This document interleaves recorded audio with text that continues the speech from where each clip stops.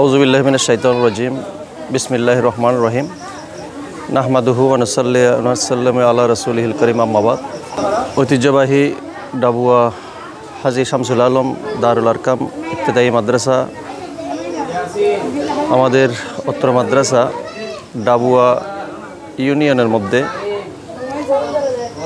সরকারি হিসাবে একটাই মাদ্রাসা, যেটা আমাদের বর্তমান প্রধানমন্ত্রী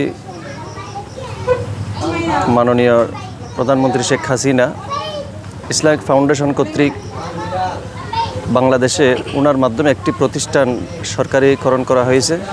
সেই প্রতিষ্ঠানটি এই দারুল আরকাম ইবতিদায়ী মাদ্রাসা, যা হাঁটি হাঁটি পা পা করে 2017 সাল থেকে আজ পর্যন্ত খুব সুনামের সাথে সারা দেশে যেভাবে চলতেছে, তারই ধারাবাহিকতায় আমাদের অত্র মাদ্রাসাও ইনশাল্লাহ হাঁটি হাঁটি পা পা করে সুন্দর করে চলতেছে।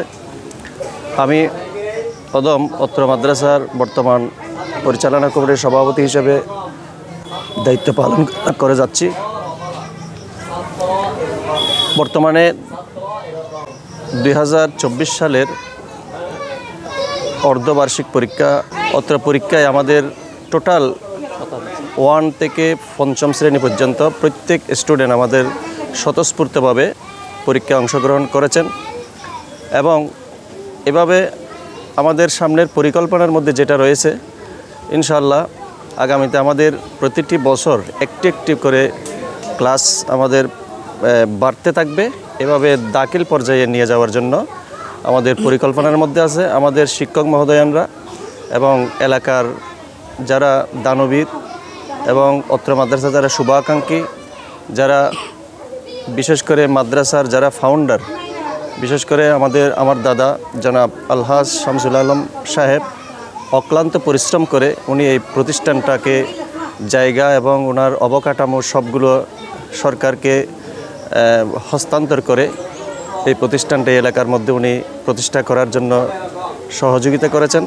আলহামদুলিল্লাহ, আমাদের অত্র মাদ্রাসা আজকে পর্যন্ত আমরা সবার সহযোগিতা, বিশেষ করে রাউজানের বর্তমান পুরো রাউজানের অভিভাবক আমাদের ABM ফজলে করিম চৌধুরী মহোদয় আমাদের অত্র মাদ্রাসার প্রতিষ্ঠা লগ্ন থেকে অনেক কিছু সহযোগিতা করে আসছেন, যেটা ভিডিও ফুটেজের মধ্যেও আছে।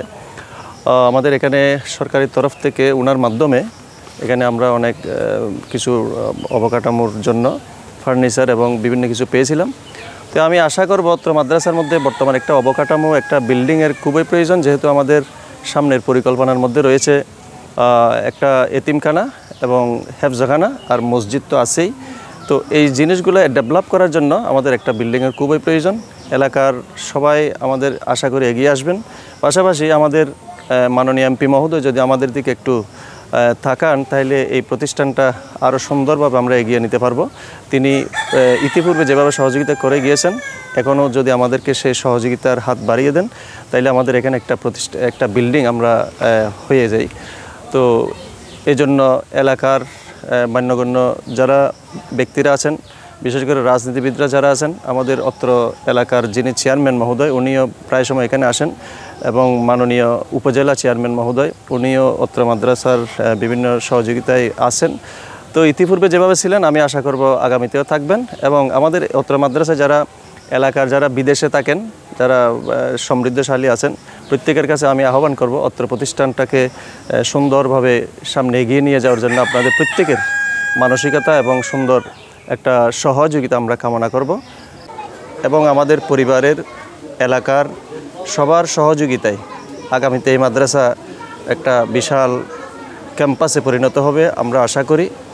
তো এলাকার জনগণ এবং এলাকার ধর্মপ্রাণ মুসলিম সম্প্রদায়ের প্রতি আমাদের উদাত্ত আহ্বান থাকবে, এই প্রতিষ্ঠানের প্রতি আপনারা খেয়াল রাখবেন স্টুডেন্ট দিয়ে, এবং সবসময় খেয়াল রাখবেন আর্থিক এবং অন্যান্য যত কিছু এই প্রতিষ্ঠানে প্রয়োজন হয়। আপনাদের সহযোগিতা ইতিপূর্বে ছিল, এখনও আছে, আগামীতে যাতে এই জিনিসটা ধারাবাহিকভাবে থাকে, এভাবে আমরা যদি প্রত্যেকে চেষ্টা করি, ইনশাআল্লাহ এখানে আমাদের একটা ভালো একটা প্রতিষ্ঠান এখানে গড়ে উঠবে।